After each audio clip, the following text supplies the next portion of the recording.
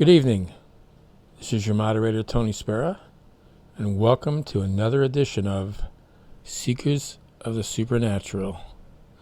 Well, guys, it's been a hectic couple days with the rumors about Annabelle escaping, and it's really weird how it took off like that, but it's calming down now. I just want to say to my viewers that I appreciate all the good comments. It looks like I got a lot more subscribers than I had before that, which is really good. You can see here, this is Rosebud. This is Lorraine's cat right here, Rosebud. Want to say hi? No, you don't want. She doesn't want to talk right now. But ladies and gentlemen, I've been getting a lot of questions about Annabelle moving. Her arms moving, or her legs moving, or her eyes moving in the comments, and I've had people in other situations say that they thought that the doll moved. Well, the question is, does Annabelle move on her own volition? Does she change positions? Have I seen Annabelle move myself? No, I haven't seen Annabelle move myself.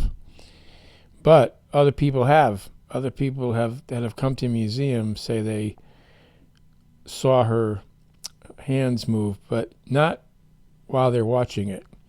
This one gentleman came to the house and went to the museum with me, with a group of people, and afterwards when he walked outside, he looked at me and said, "Does the doll move a lot?" I said, "No." He goes, "She doesn't move often?" I go, "No, she never moves."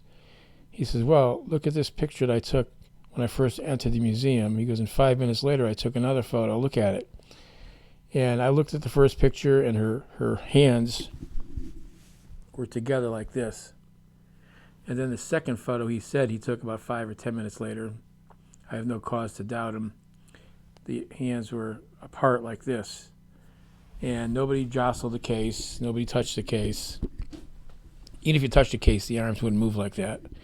So that was one instance where it's kind of like true that the arms moved. Then there was a woman who came and she looked at me when we were both looking at the doll when I was talking about it.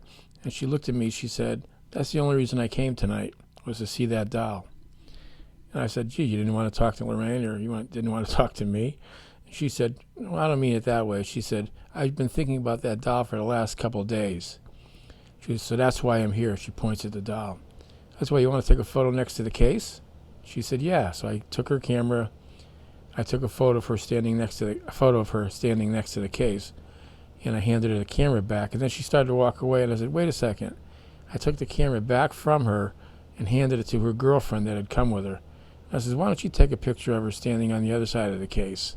So the same woman who I took a picture of moved over to the other side, and the girlfriend took the picture of the woman, and we thought nothing of it.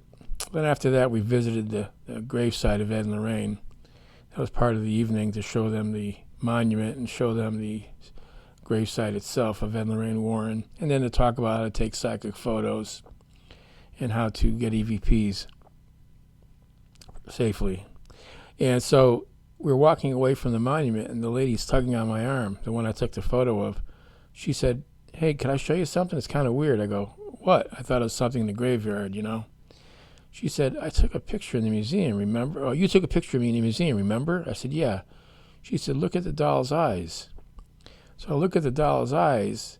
Now, the entire doll was in perfect focus, and so was the woman. But the eyes looked a little blurred. But I could see eyes behind the eyes. And remember, the doll has button eyes. Just black, like buttons. But you could see, situated behind those eyes, another set of eyes, it looked like, looking to the right at the woman. And then the next photo, where the girlfriend took the photo, also looking on the other side of the case to the left. So that was kind of amazing. When I looked at it, I couldn't believe it. And what I did, as an investigator, you try to find out things. The next day, when there was no one around, I went back to the museum, and I took about 100 pictures of Annabelle at different angles to see if I could get the same replication of the eyes. I couldn't. The eyes are just stoic, just there, with nothing behind them. I couldn't replicate that. But that doll was showing us something. It was telling us that there's activity, that there's something weird about that doll and what might be inside that doll. People commented also, they went on a frenzy about like what would happen if she did escape. But we don't know.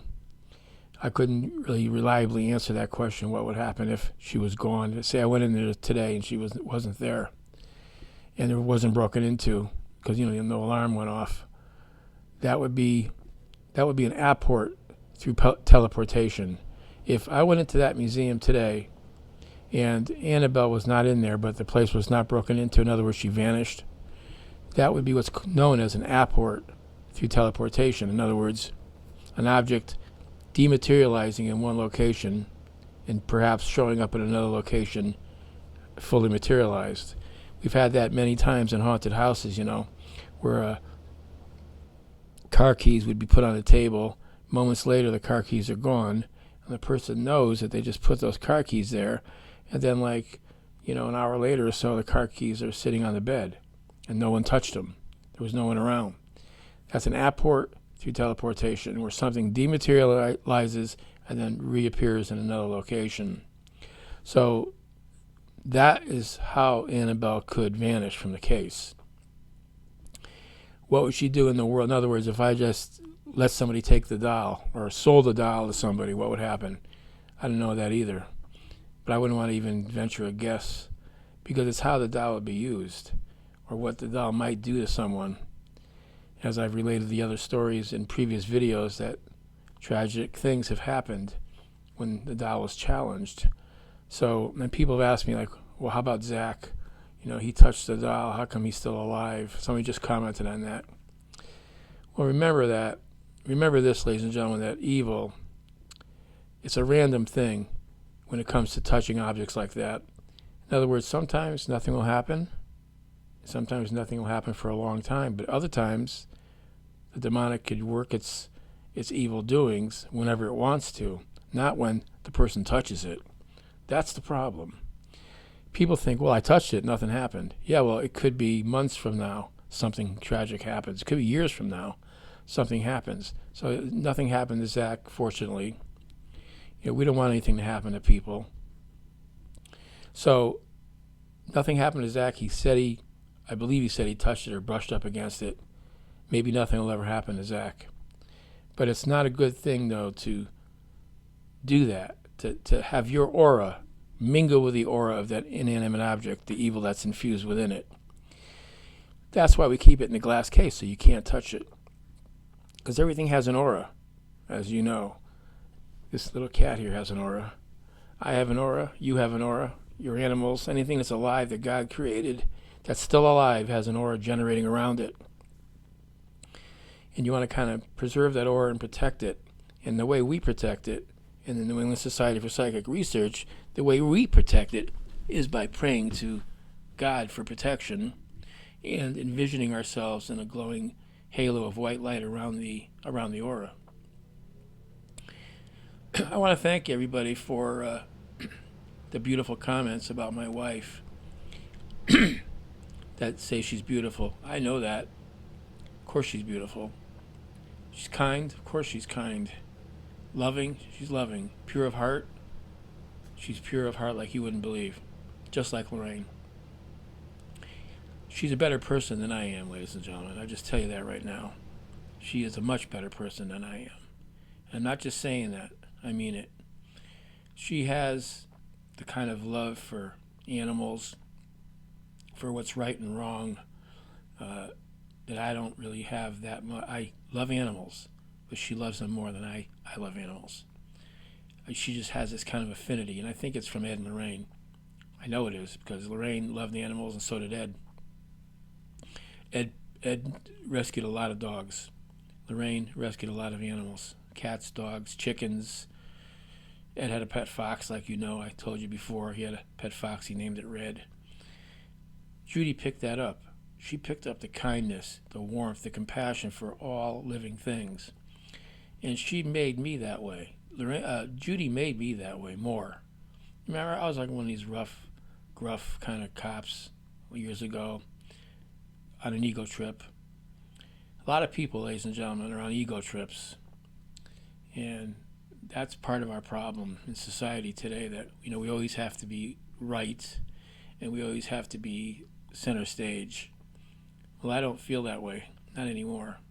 I feel that I got a lot more to learn, and I know there's a lot better people out there than I am, but I always try to be the best person I can possibly be.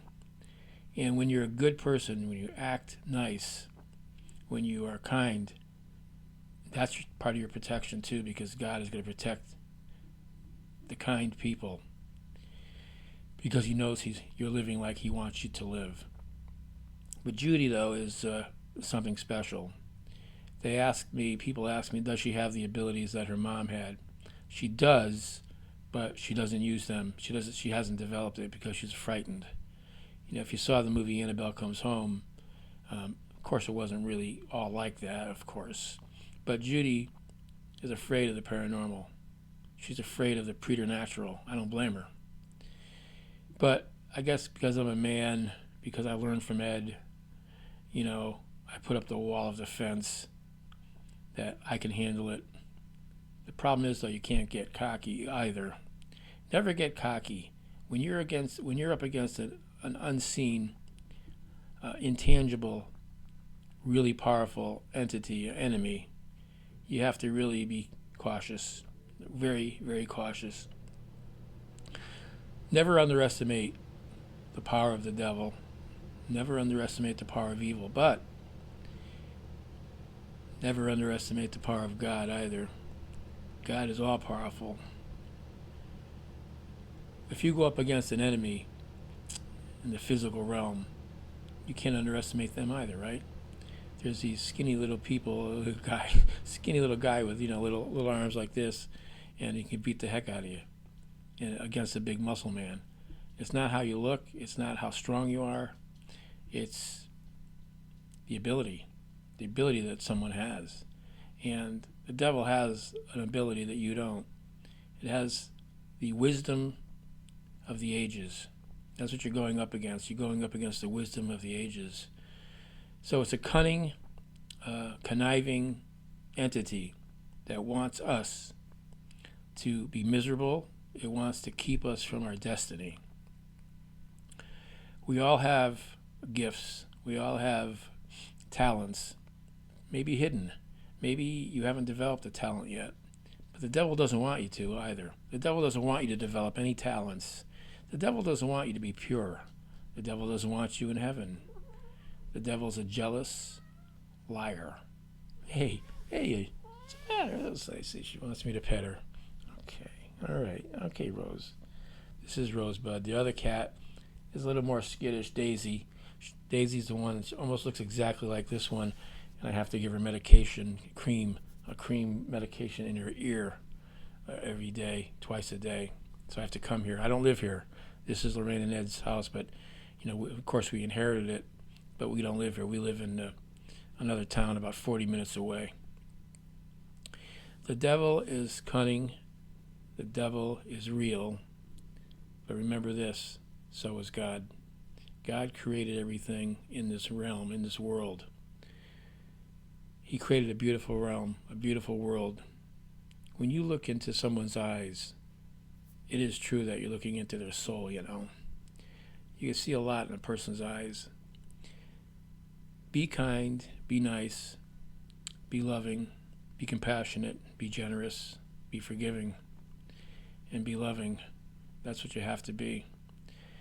And Judy is all of those things.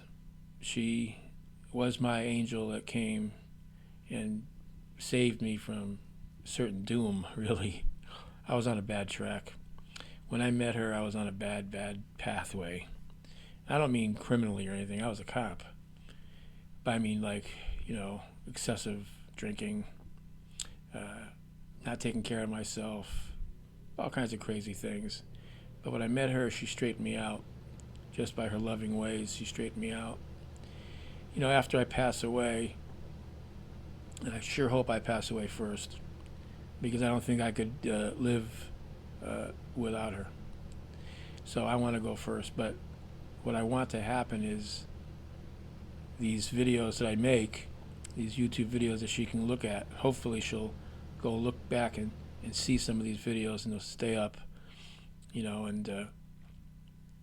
and help her to remember me, I mean, I feel pretty healthy. I feel pretty good. I do push-ups every day, or try to. I exercise as much as I can. But of course, when you get older, no matter what you do, things could happen. I've got some young friends that passed away early and got sick. It's almost like the luck of the draw. You don't know why it happens. But I try to remain as healthy as I can so I can help people as much as I can.